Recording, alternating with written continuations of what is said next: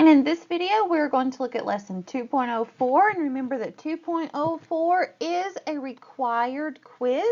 So we are going to look at some of the practice problems for 2.04. All right, so this first practice problem is just like number 1. What is the domain and range of the function? So notice that I have it graphed over here in Desmos. This is what it looks like if you type it into Desmos. Now, notice that your vertical asymptote, okay, your vertical asymptote is going to be at x equals 0. That is the line that it crosses, the line that it approaches but never crosses vertically. Okay, so your vertical asymptote is x equals 0. Now your horizontal asymptote is at y equals 0. Okay, that's at y equals 0.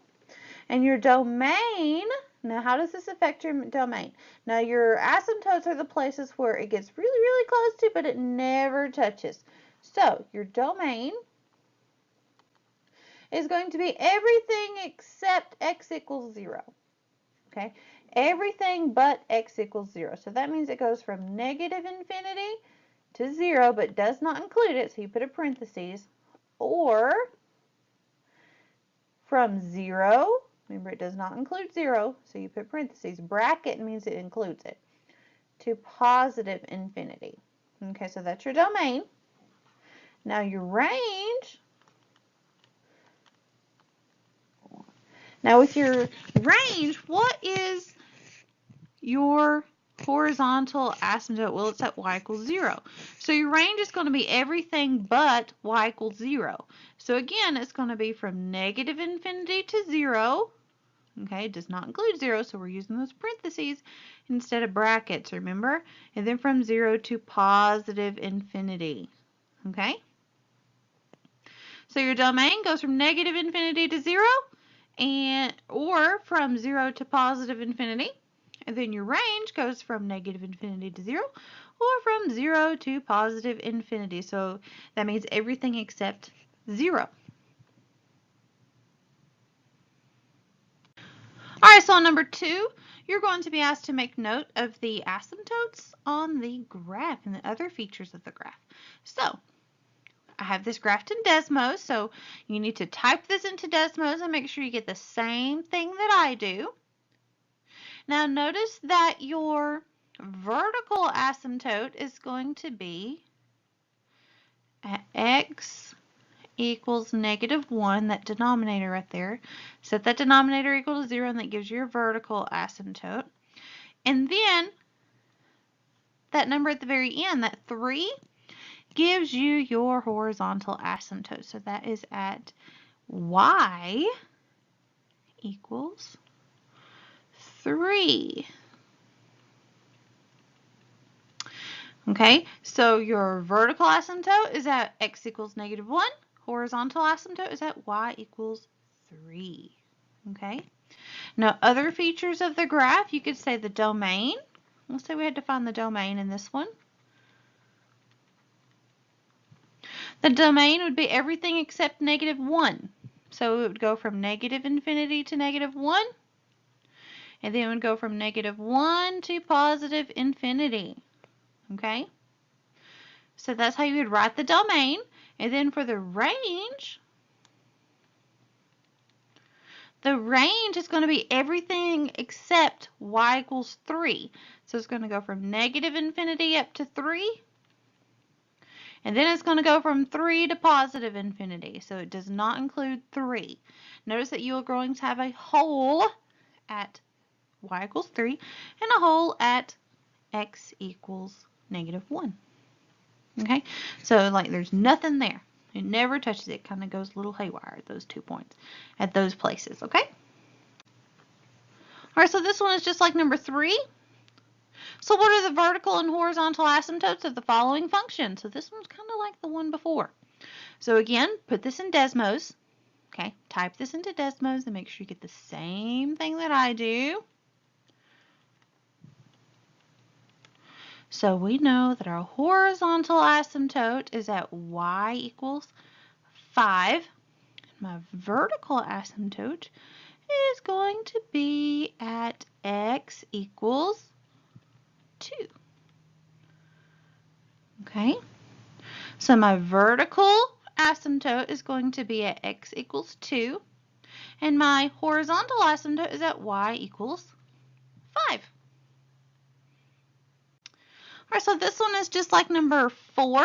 Again, put this in Desmos. Make sure you are familiar with Desmos. Put this into Desmos, graphing calculator.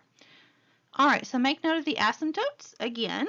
So we know that it's going to be the vertical asymptote is going to be at x equals 2. I'm not too good at drawing straight lines on this program, but that's okay. X equals 2. And then up here at 9, y equals 9 is going to be our horizontal asymptote. Y equals 9. So the vertical is going to be at x equals 2. Horizontal is going to be at y equals 9. Okay? And you could also write your domain and range if you needed to. Your domain is going to be everything except 2, and your range is going to be everything except 9. So it's like all real numbers except for 2, and all real numbers except for 9 for your domain and your range. All right, so here we are at number 5. So graph the following function in Desmos. Put it in Desmos. Now this one's a straight line. It looks a little weird, huh? Make note of the holes and the zeros. Now, watch what happens. Let me just let's take a note of this function right here. X squared minus 36. Now, x squared minus 36 is actually a difference of squares. So that is x plus 6, x minus 6. Remember that from all that factoring we did last semester? So that's why you just get that line, because the x plus 6's will cancel. Okay? But when you type this in Desmos, okay, type it into Desmos, and I couldn't get a picture of this, you're actually going to have a hole right there at x equals negative 6. You're going to get, if you try to click on that point, try to go to negative 6, and you're going to get negative 6 undefined. Okay, that means you got a hole. You got a hole right there. Okay, so your hole is determined by the denominators. Okay, so your hole is going to be at negative 6. It's going to be at negative 6, whatever that point is, negative 11. Okay, that hole is right there. Okay, so your hole is at negative 6.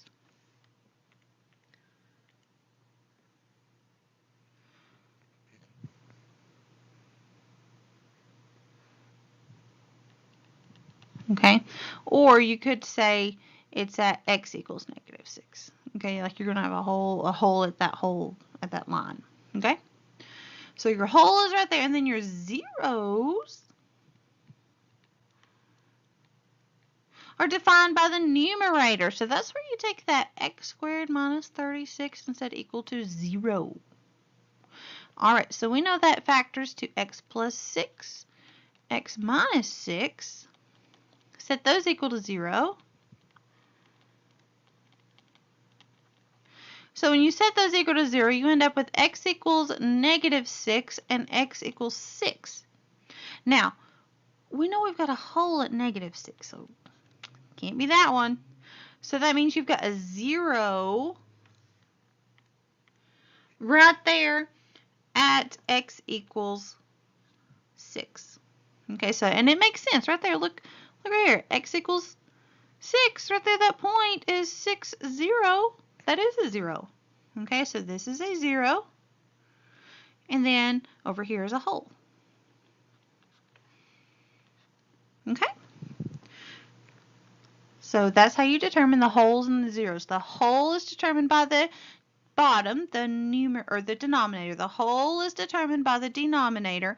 Zeros are determined by the numerator.